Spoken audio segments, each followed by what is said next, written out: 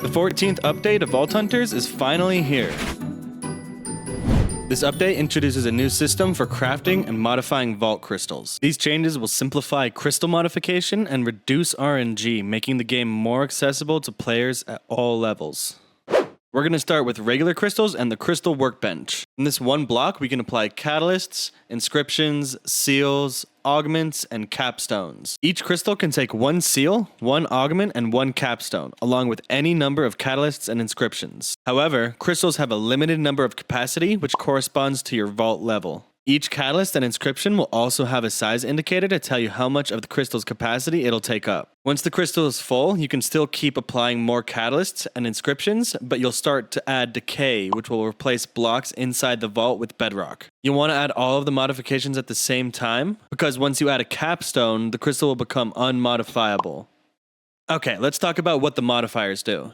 Catalysts will add positive modifiers, increasing the number of chests, coin piles, or vault ores, add more time to the vault, or increase experience and soul shard drops. You're going to use the catalyst infusion table to craft them, and you'll just need catalyst fragments, beniotite, and dreamstone. And with that, you can make any type of catalyst you want.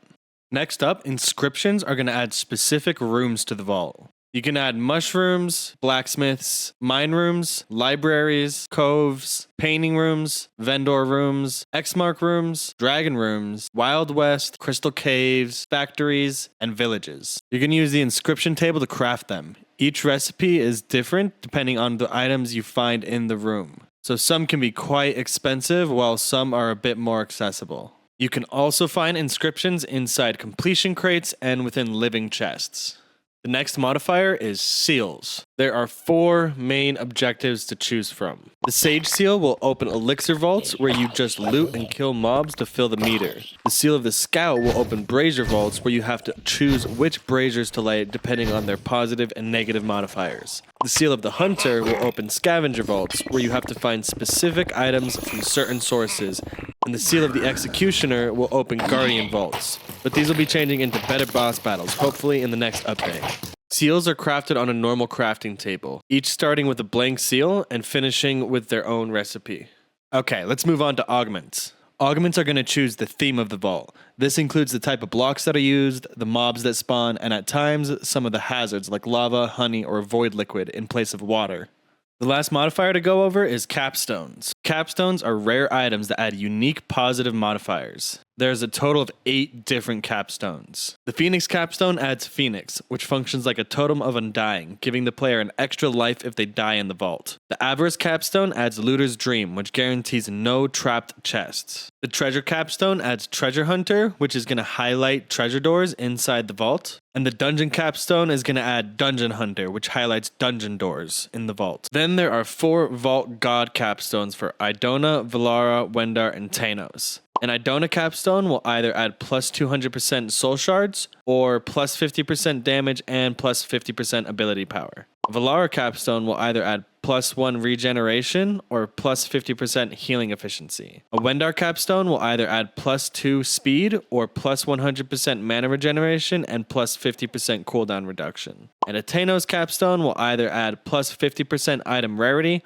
or plus 25% item quantity. Capstones can be obtained in several different ways depending on the stone. Phoenix, Avarice, and Treasure capstones can only be found from treasure chests and treasure rooms. Dungeon capstones can also be found in treasure chests, but also in completion crates. The 4 Vault God capstones can only be obtained by completing God altars inside the vault. Once you've completed a challenge, return to the altar to collect your capstone. Okay, that just about covers the basics. Now we can move on to special crystals. There are now 9 total different types of vault rocks. The regular vault rocks will be used to make regular crystals, and the Herald's rock will be used to open the final vault.